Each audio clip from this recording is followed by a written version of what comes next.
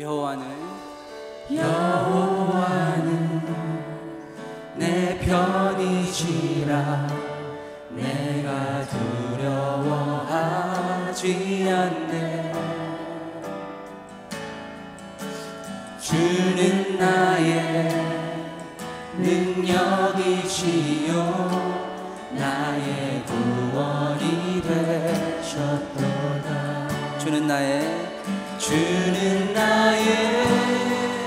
하나님이시라 내가 주께 감사하리다.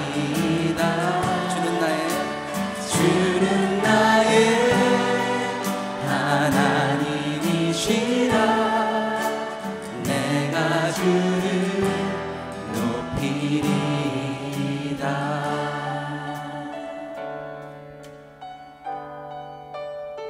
여호와는 내 편이시라 날 사망에서 건지셨네. 주는 나의 찬송이시요 나의 구원이 되셨도. 다시 한번 여호와는 내 편이시라. 여호와는 내 편이시라 날 사망에서 건지셨네.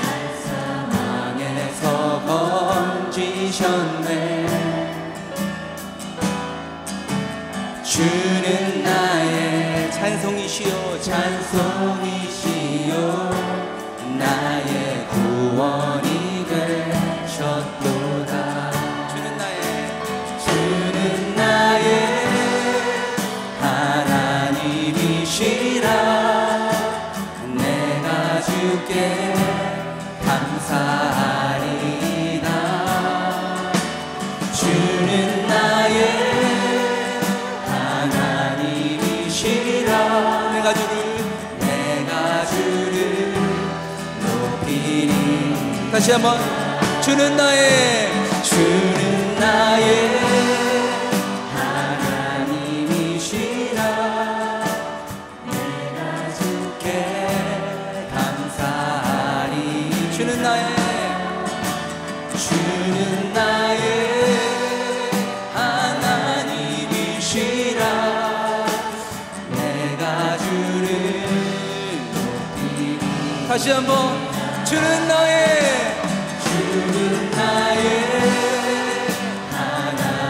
하나님이시라 내가 주께 감사하였느니라. 주는 나의 하나님이시라 내가 주를 높이. 우리 마지막으로 주는 나의 하나님이시라. 주는 나의 하나님이시라 내가 주께 감사하리다. 주는 나의 하나님이시라 내가 주를 높이리다. 할렐루야 할렐루야 아멘.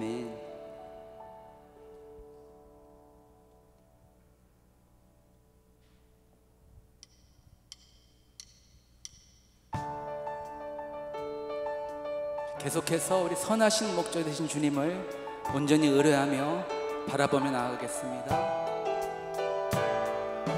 선하신 목자 날 사랑하는 분 주 인도하는 곳 따라가리. 주의 말씀을 나 듣기 위하여 주 인도하는 곳 가려. 다시 한번 선하신 목자 날 사랑하는 분 주 인도하는 곳 따라가리. 주의 말씀을 나 듣기 위하여 주 인도하는 곳 가려.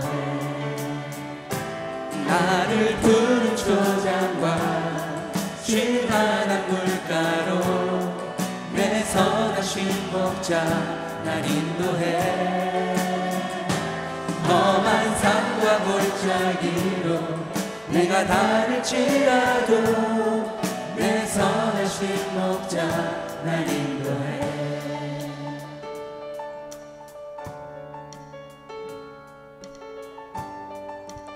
계속해서 선하신 목자 다시 한번 찬양하겠습니다. 선하신 목자 날 사랑하는 분, 주 인도하는 곳 따라가리.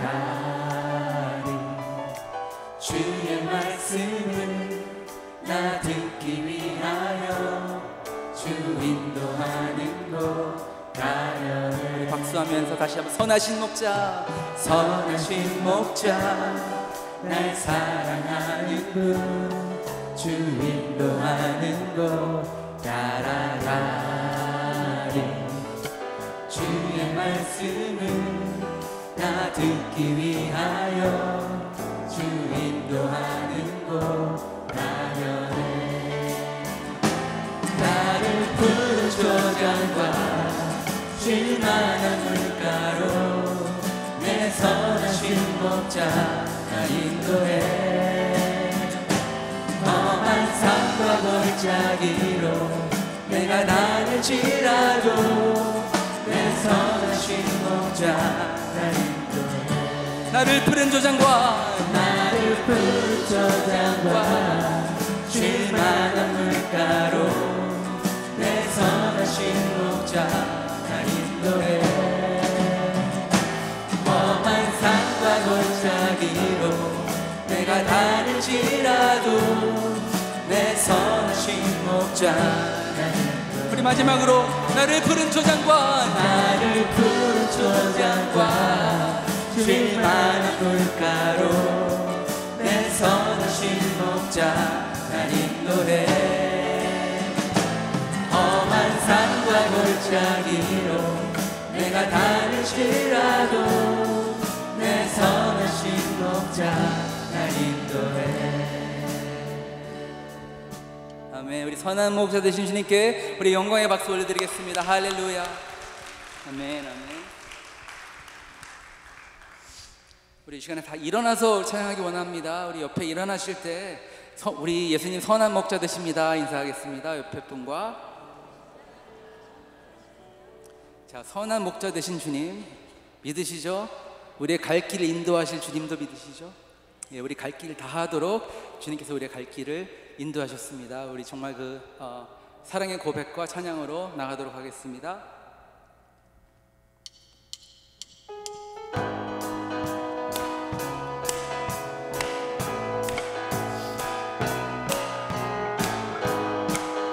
우리 갈 길 나가도록 주님만 의지합니다.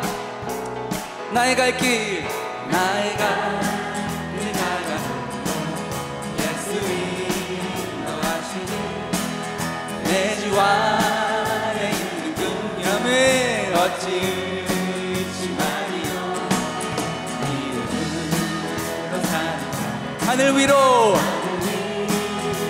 무슨 일을 만사형통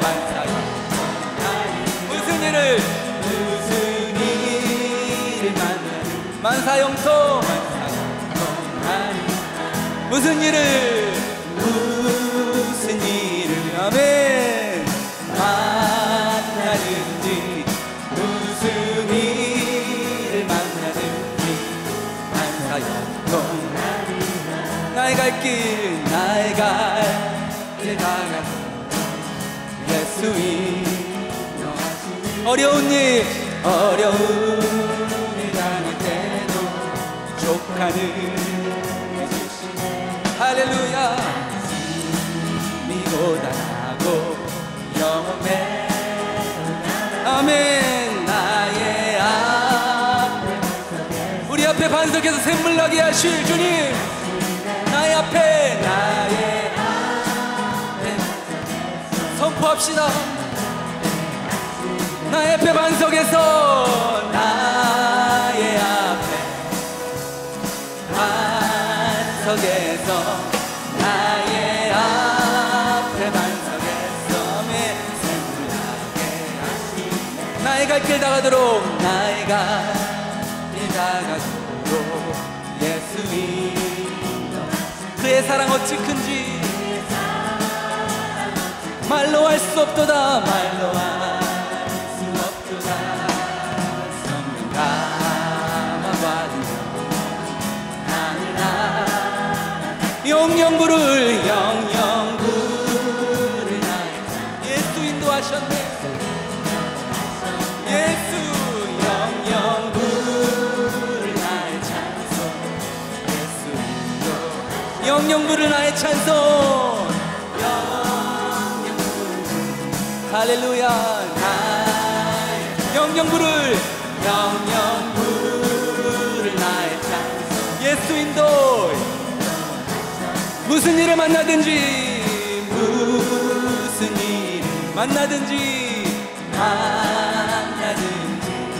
무슨 일을 만나든지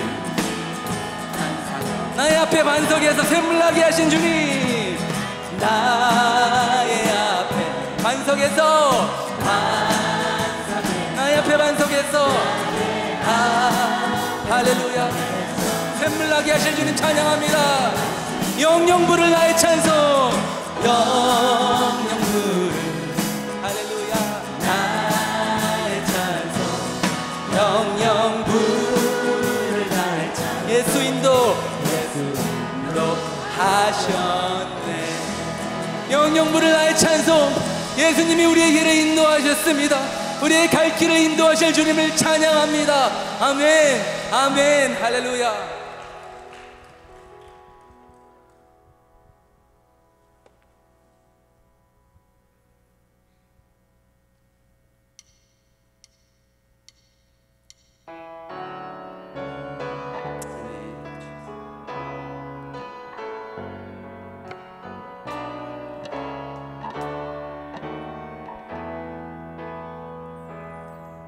전능하신 나의 주 하나님은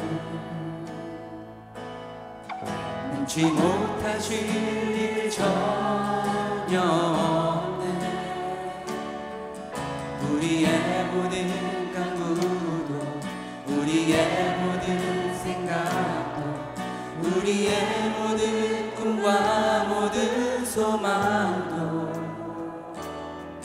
진실하신 나의 주 하나님은 우리의 모든 괴로움 바꿀 수 있네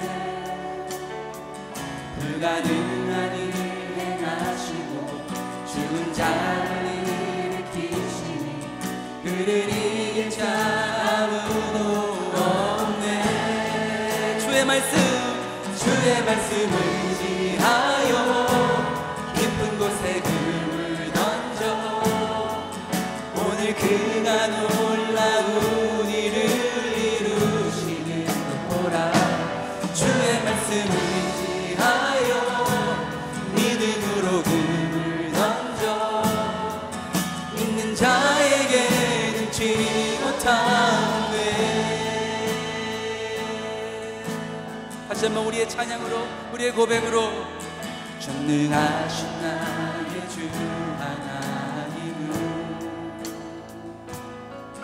우리의 못하실 일 전혀 없네 우리의 모든 간구도 우리의 모든 생각도 우리의 모든 꿈과 모든 소망도 신실하신 나의 주 하나님은 우리의 모든 괴로움 바꿀 수 있네 불가능한 일 행하시고 죽은 자를 일으키시니 그를 이길 자 아무도 없네 주의 말씀 의지하여 깊은 곳에 금을 던져 오늘 그가 놀라운 일을 이루시는 것 보라 주의 말씀을 의지하여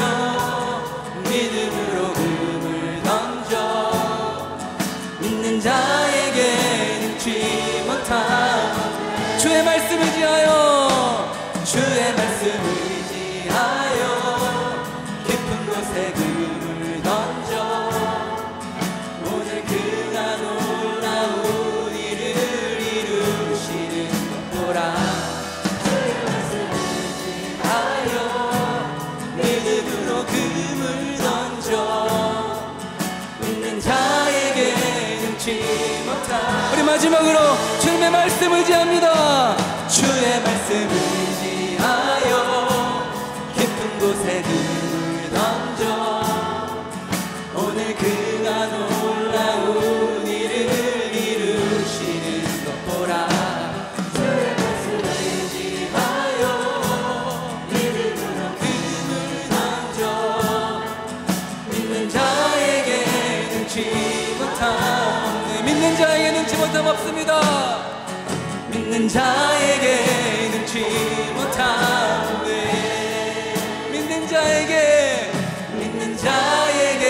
능치 못함, 믿는 자에게 능치 못함 없습니다. 할렐루야, 할렐루야. 주가 일하시네, 주가 일하시네. 주께 아끼지 않는 자에게 주가 일하십니다. 주가 일하시네, 주가 일하시네. 신뢰하며 걷는, 다시 한번 우리의 고백으로 주가 일하시네, 주가 일하시네, 주가 일하시네. 주께 아끼지 않는 자에게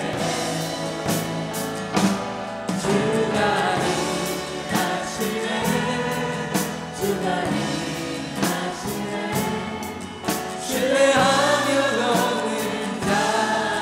신뢰하며 걷는 자에게, 신뢰하며 걷는 자에게, 신뢰하며 걷는 자에게, 신뢰하며 걷는 자에게, 신뢰하며 걷는 자에게.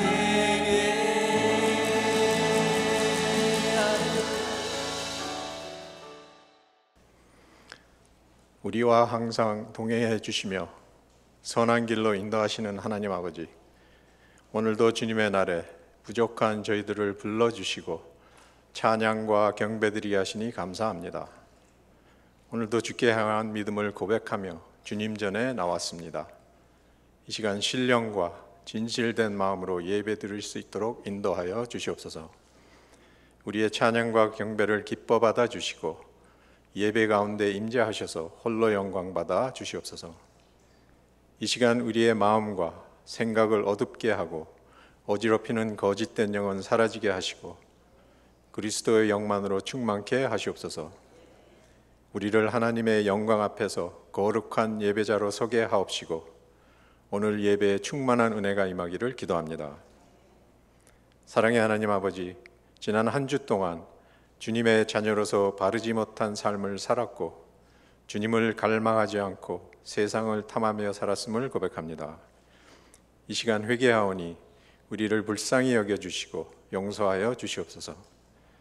주님의 말씀으로 정결함을 얻게 하시고 신실한 주님의 자녀답게 변화되는 시간이 되게 하여 주시옵소서. 우리의 마음을 사랑과 소망으로 채워주시는 하나님, 어지럽고 혼탁한 이 세상을 살아가는 동안 우리가 무엇을 위하여 살 것인지를 명확히 이해하게 하시고 항상 말씀에 순종하고 의를 행하며 사랑을 실천하는 삶을 살게 하옵소서. 은혜와 진리로 역사하신 하나님, 지금까지 교단 탈퇴의 모든 과정의 결과를 주님의 뜻대로 이루어지게 하심을 감사드립니다. 저희들은 이제 마지막 교단 탈퇴 과정을 통과하고 있습니다. 이 모든 과정을 통하여 하나님 아버지께만 영광이 돌려지게 하시옵소서. 그리고 하나님의 온전하고 기쁘신 뜻을 우리 베다니 교회의 모든 성도들이 깨닫게 하시고 앞으로도 계속하여서 주님의 고귀한 피로 세우신 우리 베다니 교회를 모두가 연합하여 한 몸을 이루게 하시고 머리가 되신 예수 그리스도를 닮게 하시옵소서. 최선을 다해 사랑을 실천하는 공동체가 되게 하시고 성령의 뜨거운 역사가 늘 살아 움직이며 생명이 넘치는 교회가 되게 하시옵소서. 세계 곳곳에 파송되어 선교의 사명을 감당하시는 우리 선교사님들을 위하여 기도합니다. 그들과 언제나 함께하여 주시고 어려운 역경과 고난 속에서도 주님의 복음을 전할 때 하나님의 나라가 확장되어지며 많은 영혼들이 구원을 입는 은총을 베풀어 주시옵소서. 자비로우신 하나님, 오늘 주님 앞에 나온 성도님들의 간절한 간구와 기도를 들어주시며 응답하여 주시옵소서. 그리고 주시는 평안으로 안정을 되찾게 하시옵소서. 권능의 하나님, 이 시간 말씀을 증거하시는 담임 목사님께 크신 은혜로 함께 하시고 성령 충만하게 하셔서 전하는 말씀에 큰 능력이 있게 하시옵소서. 하나님의 귀한 말씀이 선포될 때 우리의 삶이 치유되고 회복되게 하시며 말씀을 통하여 주의 영광이 드러나게 하시옵소서. 오늘 말씀 들은 대로 행동하는 믿음을 주시고 순종의 열매를 맺게 하시옵소서. 이 시간 찬양대와 성가대가 찬양을 올려드릴 때 은혜의 충만함이 넘치게 하여 주시길 바라며 지금까지 이 모든 말씀 부활의 산 소망 되시고 빛이 되시는 우리 주 예수 그리스도의 이름으로 기도드립니다. 아멘. 오늘 우리에게 주시는 하나님의 말씀은 신약성경 야고보서 3장 13절부터 18절까지 말씀입니다. 신약성경 야고보서 3장 13절부터 18절까지 말씀. 제가 갖고 있는 성경은 신약 373면에 있습니다. 야고보서 3장 13절부터 18절까지 말씀 합독하겠습니다. 너희 중에 지혜와 총명이 있는 자가 누구냐? 그는 선행으로 말미암아 지혜의 온유함으로 그 행함을 보일지니라. 그러나 너희 마음속에 독한 시기와 다툼이 있으면 자랑하지 말라. 진리를 거슬러 거짓말하지 말라. 이러한 지혜는 위로부터 내려온 것이 아니요 땅 위의 것이요 정욕의 것이요 귀신의 것이니 시기와 다툼이 있는 곳에는 혼란과 모든 악한 일이 있음이라. 오직 위로부터 난 지혜는 첫째 성결하고 다음에 화평하고 관용하고 양순하며 긍휼과 선한 열매가 가득하고 편견과 거짓이 없나니 화평하게 하는 자들은 화평으로 심어 의의 열매를 거두느니라. 아멘. 이는 하나님께서 주신 말씀입니다. 주 영광 찬양대 찬양 후에 담임 목사님께서 화평하게 하는 자들이란 제목으로 말씀 선포하실 때 많은 은혜 받으시기 바랍니다.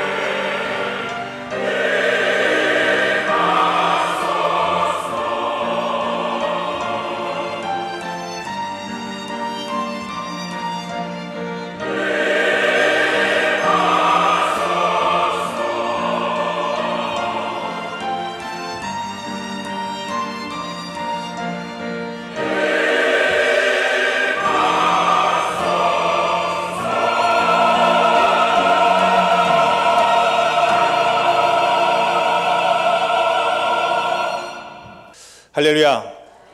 하나님이 주는 평강이 여러분의 삶에 충만하게 넘쳐나시기를 주님의 이름으로 축복합니다. 성령의 9가지 열매에 대해서 시리즈로 설교를 하고 있습니다. 성령의 첫 번째 열매가 뭐였죠? 사랑. 네. 지난주에는 두 번째 설교했는데 어떤 내용이었습니까? 두 번째 열매는 기억이 잘 안 나시는군요. 한마음 축제라서 너무 마음이 흥분하셔서 한마음 축제 때 누렸던 기쁨을 생각하시면 좋겠습니다. 희락, 조이가 두 번째 열매였습니다. 오늘은 세 번째 화평에 대한 말씀을 나누려고 합니다. 특별히 오늘은 6월 25일입니다. 6월 25일 하면 제일 먼저 떠오르는 이미지는 6.25 전쟁. 아마 어린 세대들을 제외하고는 다 전쟁이 먼저 떠오를 것입니다. 저도 전쟁을 경험하지 않은 전후 세대입니다만은 어릴 때에 반공 교육을 매우 철저하게 받았던 기억이 있습니다.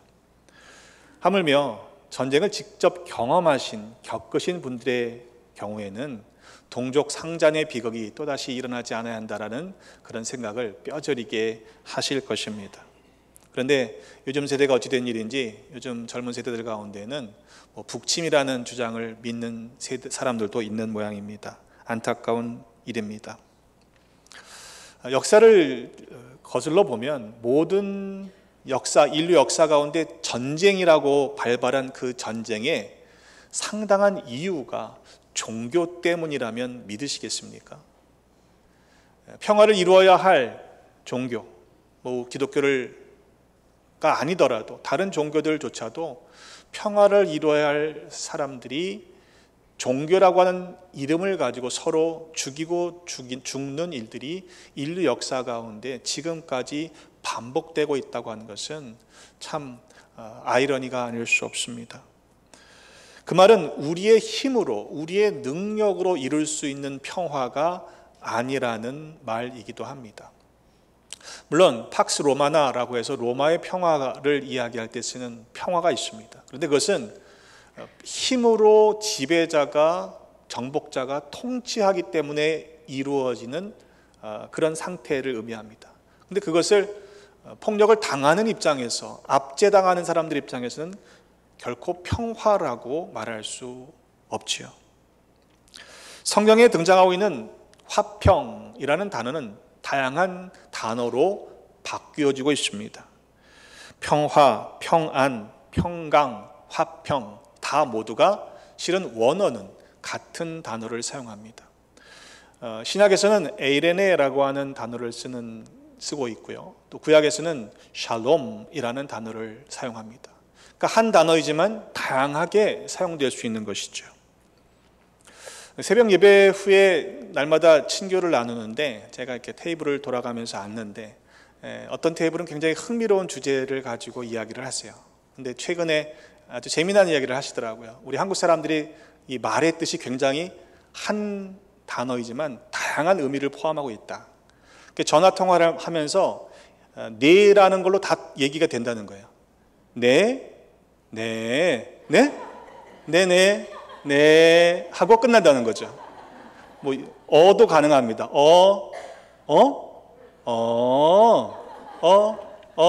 하고 끝나면 외국 사람들이 도대체 어떻게 알아듣겠습니까? 그렇죠? 그러니까 이 언어라고 하는 단어 하나에 함축되어 있는 의미를 다 해석하기는 쉽지 않습니다. 그런데 이 평화라는 말에도 그런 다양한 의미가 있습니다. 평화의 반대말 하면 어떤 단어가 먼저 떠오르십니까? 전쟁. 톨스토이의 전쟁과 평화 때문에 그런 것 같습니다만 아마 평화와 전쟁은 상반된 개념이라고 생각하시는 것 같습니다. 사실이죠. 사전에 보면 그렇게 정의하고 있기 때문입니다. 평화를 평온하고 화목함, 전쟁, 분쟁 또는 일체 갈등이 없이 평온함 또는 그런 상태라고 정의합니다. 또 평강, 평안도 같은 단어로 우리 국어사전은 풀어내고 있는데 걱정이나 탈이 없음 또는 무사히 잘 있다라는 것이 평강, 평안이라고 정의합니다. 하지만 이 사전적인 의미에서 우리 언어가 가지고 있는 평안과 평강, 화평과 평화는 우리 성경에서 말하는 이 평화, 평안과 개념이 다릅니다. 왜냐하면 그런 아무런 문제가 일어나지 않는 편안한 상태를 가리키는 것이 아니라 성경에서의 평안은, 평화는, 화평은 바로 하나님께서 주셔야만 가능한 것이기 때문에 그렇습니다. 요한복음 14장 27절의 말씀에 보면 말씀 계속해서 평안, 평화, 화평, 평강을 같은 단어라고 이해하시면 되겠습니다. 평안을 너에게 끼치노니 곧 나의 평안을 너희에게 주노라. 내가 너에게 주는 것은 세상이 주는 것과 같지 아니하니라. 너희는 마음에 근심하지도 말고 두려워하지도 말라라고 말씀하십니다. 자, 그렇다면 그 말씀만 놓고 보면 이 평안에 반대되는 것이 뭐예요? 근심입니다. 평안을 방해하는 것이 무엇입니까? 두려움입니다. 단순히 전쟁만을 의미하는 것이 아니죠. 예수님께서 부활하신 이후에도 제자들에게 처음 나타나셔서 물으셨던 것이 무엇입니까? 너희가 너에게 평강이 있을지어다 라고 말씀하세요. 이 평안은 예수님께서 이미 제자들에게 가르치심 가운데 주셨던 것이기도 합니다. 요한복음 16장 33절, 이것을 너희에게 이르는 것은 너희로 내 안에서 평안을 누리게 하려 함이라. 세상에서는 너희가 환난을 당하나 담대하라, 내가 세상을 이겼노라 라고 말씀하셨습니다. 그러니까 담대하지 못하게 하는 것, 염려하고 걱정하고 불안하고 두려워하는 것 자체는 이 평안하지 못하게 하는 반대되는 개념인 것이죠. 이처럼 예수님으로 인해서 주시는 평안은 이미 구약에 예언되어 있었고 또 예수님으로 말미암아 성취된 것입니다. 이사야서 9장 6절의 말씀에 보면 한 아기가 나는 메시아에 대한 예언의 말씀 가운데 아들을 주실 터인데 그 이름이 사실은 아기에게 걸맞지 않습니다. 그의 이름은 기묘자, 모사, 전능하신 하나님, 영존하시는 아버지, 그리고 평강의 왕이라 할 것입니다. 요약하면 성경 전체에서 말하고 있는 평화는 하나님께서 주시는 것이고 이 땅에 평화의 왕으로 오신 예수 그리스도로 말미암아 누려지는 것이라 말할 수 있습니다. 또한 평안의 어원을 굳이 따져본다면 결합하여 하나가 된다라고는 의미를 가지고 있습니다. 즉 예수님으로 말미암아 우리가 죄 사함을 받고 그 용서함 받은 우리가 하나님과 결합하여 하나가 되는 상태, 그것을 평안이라고 말할 수 있는 것이죠. 단순히 문제가 없고 갈등이 없고 다툼이 없고 전쟁이 없는 그런 상태를 가리키는 세상에서의 평화와 다른 이유입니다. 로마서 5장 1절의 말씀에 그러므로 우리가 믿음으로 의롭다 하심을 받았으니 우리 주 예수 그리스도로 말미암아 하나님과 화평을 누리자 그랬습니다. 여러분, 주님으로 말미암아 화평을 누리시는 모두가 되시기를 주님의 이름으로 축복합니다. 누리고 계시죠? 이쪽은 누리시는 것 같은데 저쪽은 안 누리시는 것 같아요. 근데 여러분, 실제로 세상에서 얻는 화평이 아닌데 왜 주님으로 말미암아 이미 이루신 그 화평을 누리지 못하고 살아가는 것일까요? 편안한 것과 평안한 것을 구분할 필요가 있습니다. 편안한 삶, 그리고 평안한 삶. 편안이라는 단어는 사전에 보니까 편하고 걱정이 없이 좋음. 근데 이 편하다는 편자가 원래는요, 변자에서 의미가 분화된 건데 변소할 때 변자입니다. 무슨 얘기인지 아시죠? 변소라는 거 모르시는 분 없으시잖아요. 극단적으로 말하면 화장실이 급한 마음에 들어갔다 나왔을 때 릴리즈 되는 마음이 편안한 마음이에요. 이해되시죠? 또한 편이라고 하는 것은 한쪽으로 기울어져 있는 것입니다. 내 편이죠. 내 편으로 속해 있는 사람들은 편해요. 나와 다른 반대편은 뭐예요? 그래서 불편한 거죠. 반면에 평안이라는 평자는요, 한자로 보면 평평한 상태를 의미합니다. 기울어지지 않았어요. 그렇죠? 편향되지 않은 거죠. 좌로나 우로나 치우치지 아니하고 흔들리지 않고 하나님 안에서 중심을 잡고 있는 상태를 가리키는 것이 한자로 본다면 평안입니다. 자, 그런데 하나님 안에서 누려야 하는, 흔들리지 않아야 하는 이 평안을 끊임없이 사탄은 뺏으려고 한다는 사실을 우리가 잊지 말아야 한다는 것이죠. 그리스도로 말미암아 하나님과 하나님 안에서 결합되어 하나됨을 통해 누리는 이 화평을 흔드는 존재가 있다는 것입니다. 바울은 에베소서 4장 3절에 평안에 매는 줄로 성령이 하나 되게 하신 것을 힘써 지키라고 그랬습니다. 힘쓰지 않으면 지켜질 수 없다는 말이겠죠. 평안을 깨기 위한 불평도 그 가운데 하나입니다. 빌립보서 2장 14절의 말씀에 모든 일을 원망과 시비가 없이 하라 그랬습니다. 원망과 시비는요, 평안을 이루지 못하는 것입니다. 화평하게 하지 못하는 일입니다. 그런데 공동 번역은 이렇게 바꾸고 있습니다. 무슨 일을 하든지 불평을 하거나 다투지 마십시오. 여러분, 무슨 일을 하든지 불평하거나 다투지 마시기를 주님의 이름으로 부탁을 드립니다. 사탄은 끊임없이 또한 우리에게 의심하게 만듭니다. 불안하게 만들어요. 염려하고 두렵게 만들죠. 예수님의 가르침을 보면 예수님이 끊임없이 제자들에게 말씀하시지 않았습니까? 왜 두려워하느냐? 왜 두려워하느냐? 무엇을 염려하느냐? 무슨 말씀이에요? 이것은 믿음의 문제라는 거예요. 믿음과 두려움, 그리고 믿음과 염려는 반비례합니다. 우리가 하나님 안에서 하나님과 결합되어 하나의 평안한 상태의 평화를, 화평을 누리고 있다면 어떠한 상황에서든지 무슨 일을 만나든지 두려워하거나 염려하거나 걱정하지 아니하고 평안을 누려야 되는 것입니다. 빌립보서 4장 6절의 말씀, 아무것도 염려하지 말고 다만 모든 일에 기도와 간구로 너희 구할 것을 감사함으로 하나님께 아뢰라고 그랬어요. 여러분, 그렇게 구하고 계십니까?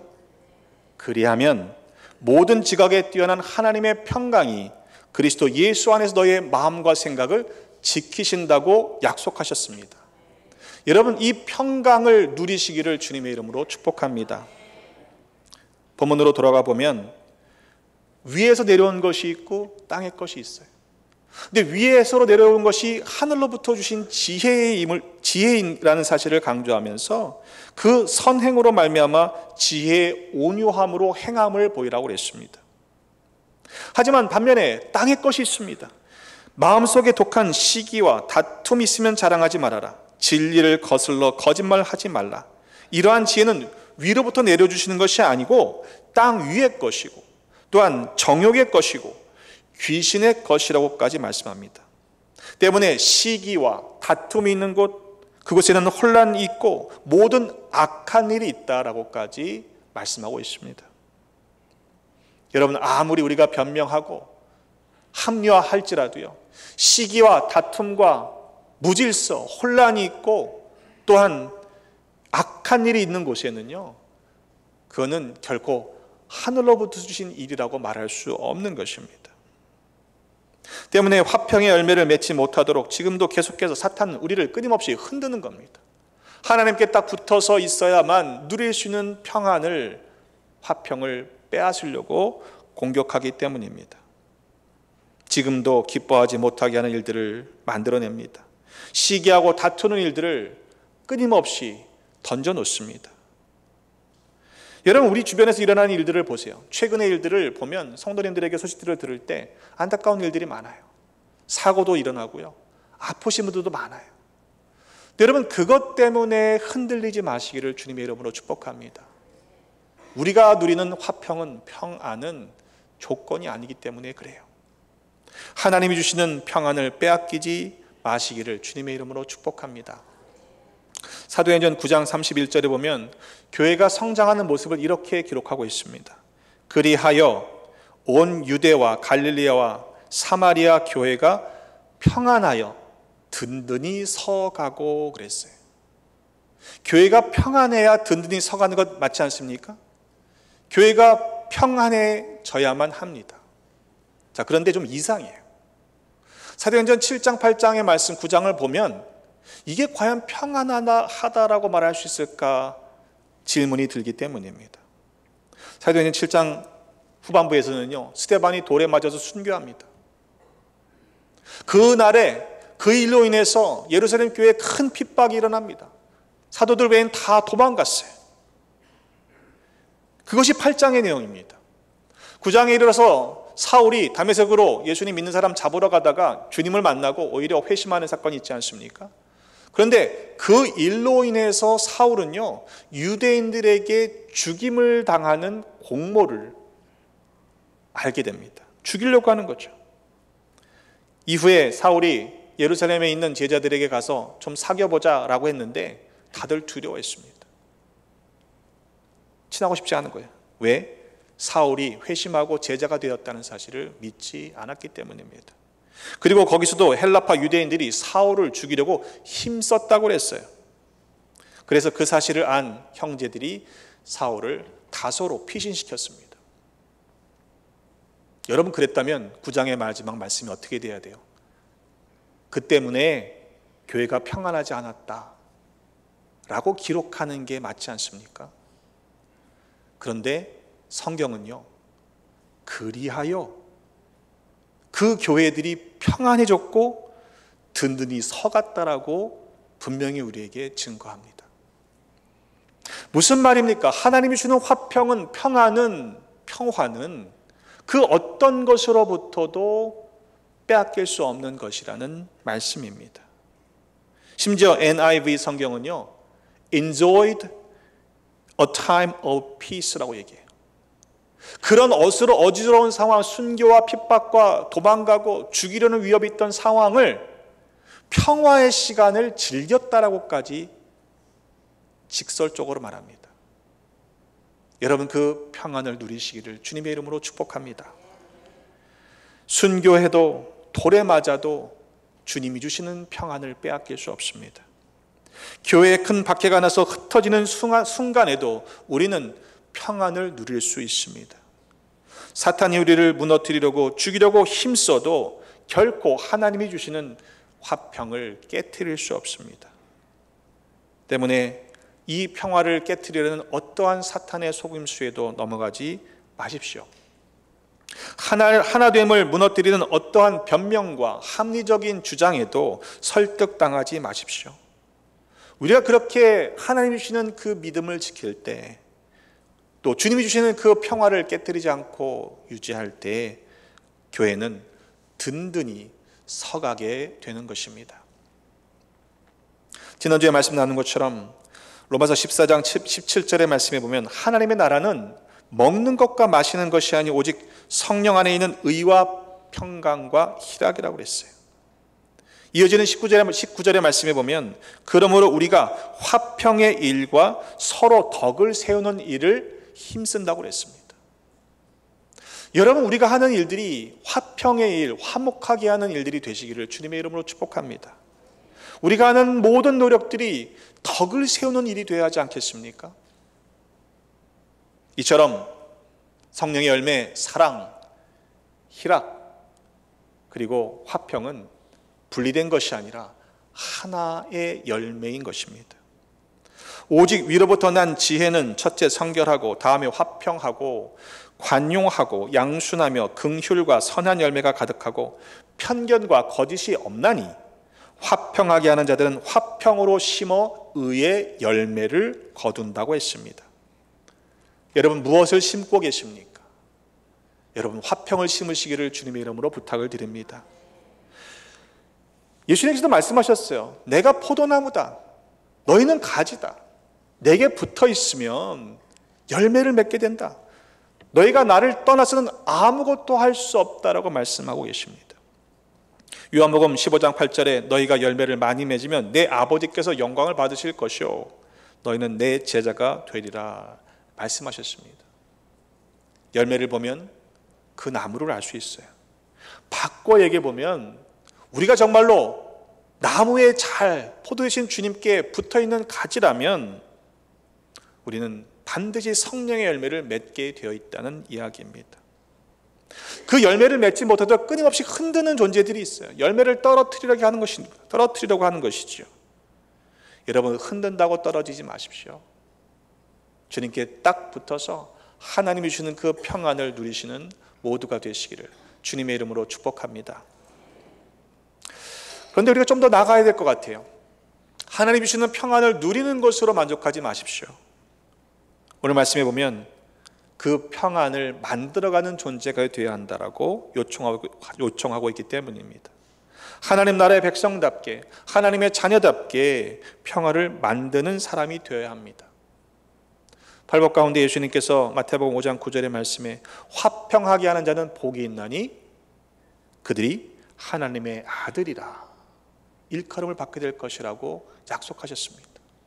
여러분, 우리가 하나님의 자녀라면, 하나님을 아버지라 부르고 있다면 화평하게 하는 자로서 살아가야 한다라는 적극적인 말씀입니다. 한번 생각해 보세요. 가정에 있는 자녀들이 불화한다고 가정해 보십시다. 그걸 보면서 행복할 부모가 어디 있습니까?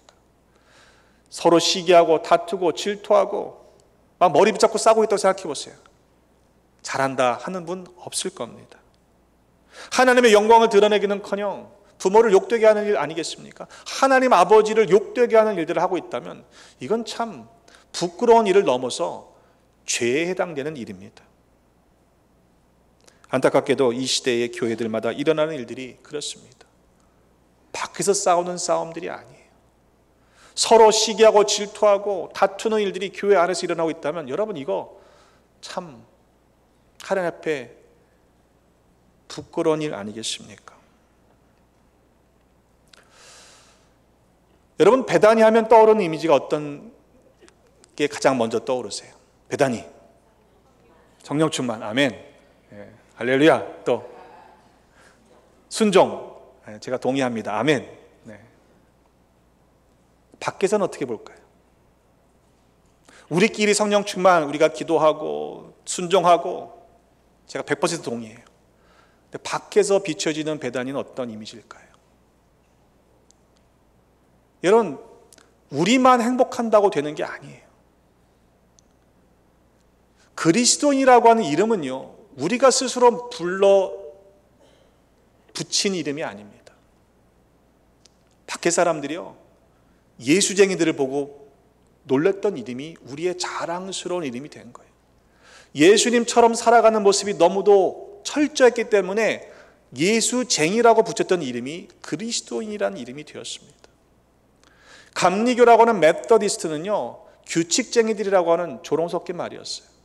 얼마나 철저하게 기도하고 성경의 말씀을 연구하고 경건하게 살아가는 것이 철저했는지 규칙적이었는지 붙였던 이름이 메서디스트입니다.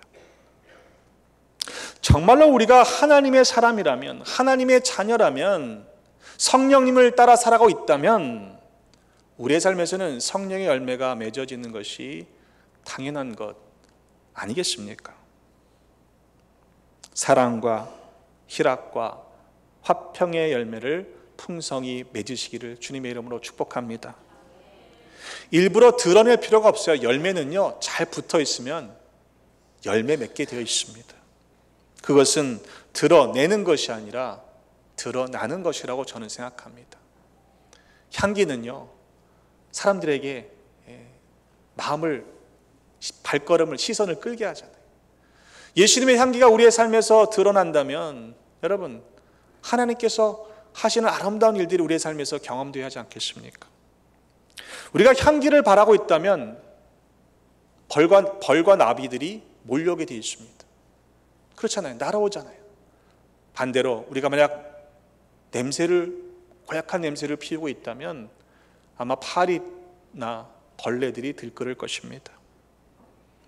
바라게는 우리 교회 모두가 예수의 향기를 바라는 아름다운 교회로 더욱더 세워져 가시기를 주님의 이름으로 축복합니다. 동물의 왕국 같은 영화를 보면요, 참 잔인하지 않습니까? 정글의 법칙이 있습니다. 그래서 약육강식이라고 그러죠. 힘 있는 녀석이 지배하는 거예요. 다 먹습니다. 죽입니다. 강자만이 살아남는 것이 짐승들이 살아가는 법칙입니다. 근데요, 그 최고의 강자도요, 언젠가 힘이 약해지면 잡아먹히더라고요. 그보다 더 큰 힘이 센 존재가 등장하면요, 그 강자는 의미가 없어지더라고요. 옛날에 그 고대 전쟁 영화들을 보면 동양이든 서양이든 전쟁 영화를 보면 참 무식하게 싸웠던 것 같아요. 칼 들고 창 들고 그냥 그 수많은 대군들이 서로 붙어갖고요, 지칠 때까지 싸우잖아요. 그러니까 힘센 사람만 살아남는 거예요. 힘센 사람도 여러분 힘이 영원하지 않잖아요. 그러다 지치면 죽는 거예요. 자기보다 더 능력 있는 상대방이 나오면 죽는 거예요. 그렇게 싸워 죽더라고요. 그렇게 허무한 전쟁을 계속하는 것을 보면서 왜 저렇게들 싸울까 하는 생각을 했던 어린 시절이 있습니다. 그런데 여러분, 과연 그들만 그런 전쟁을 하고 살아가는 것일까요? 오늘을 살아가는 우리는 과연 그들과 다르다라고 자신 있게 말할 수 있느냐? 이 말입니다. 하나님의 자녀인 우리가 과연 하나님의 방법대로 하나님의 말씀을 쫓아 살아가고 있느냐? 아니면 여전히 치고받고 약육강식의 논리를 가지고 살아가는 세상에서의 삶 방식대로 그대로 살아가고 있지는 않느냐를 우리 스스로 확인해 봐야 할 것입니다.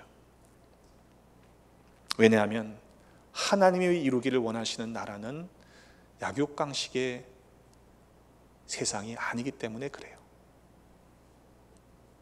이사야서 11장 6절로 9절의 말씀 한번 여러분 머릿속에서 상상하시면서 이 말씀을 들어보시기를 바랍니다. 그려보세요.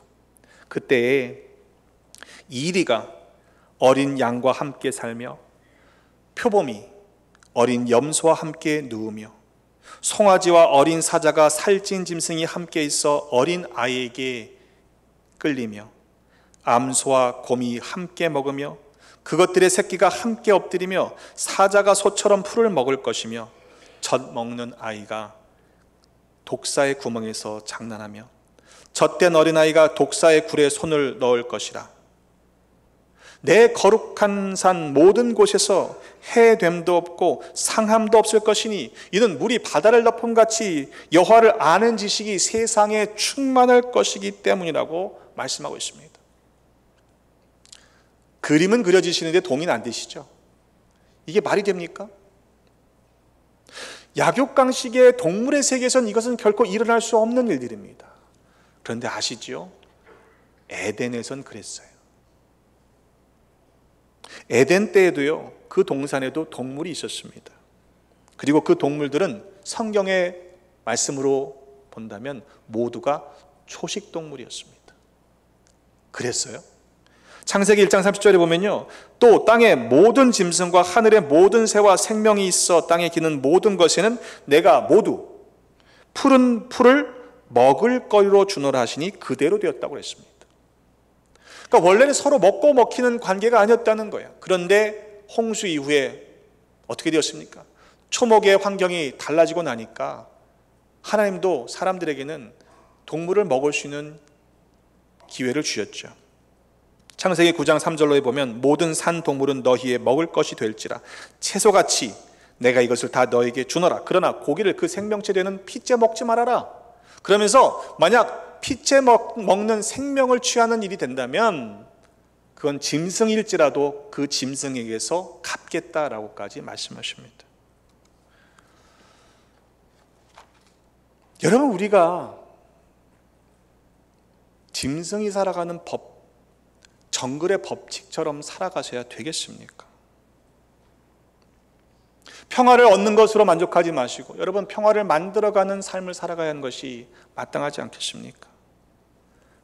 그건 내가 머무는 곳, 내가 일하는 곳, 내가 만나는 만남과 관계가 나를 통해서, 나로 인하여 평화로워지시기를, 피스메이커로 살아가시기를 주님의 이름으로 축복합니다. 내가 가는 곳마다 문제가 일어나면요, 그 무슨 얘기예요? 내가 트러블이라는 얘기예요. 이것은 단지 열매의 문제로 끝나지 않습니다. 내가 어떠한 존재인지를 드러내주는 증거이기 때문입니다. 참 포도나무이신 주님께 딱 붙어 풍성한 열매를 거두어 드리는 하나님의 백성들 되시기를 주님의 이름으로 축복합니다. 우리 안에 성령의 열매가 가득히 맺혀짐으로 하나님 앞에 영광 올려드리는 그런 삶을 살아가십시다. 세상의 방법, 세상의 논리에 설득당하지 마시고 하나님의 말씀을 믿음으로 받아 이번 한 주간 우리의 남은 인생 화평하게 하는 자들로 살아가시는 모두가 되시기를 주님의 이름으로 축복합니다. 기도하겠습니다. 하나님 아버지, 우리로 하여금 하나님의 자녀가 되는 은혜를 주셨으니 감사드립니다. 그러나 돌아보니 하나님의 자녀답게 화평을 이루지 못했던 것을 회개합니다. 평화의 도구로 살아가지 못했고 시기하고 다투고 불평하고 두려워하고 염려했던 우리들의 죄를 회개하오니 용서하여 주옵소서. 이후로는 믿음을 더하여 주셔서 하나님과 더불어 하나 되게 하시사 화평을 심어 화평하게 하는 자들로 살게 하여 주옵소서. 평강의 왕이신 우리 구주 예수 그리스도의 이름으로 기도하옵나이다. 아멘.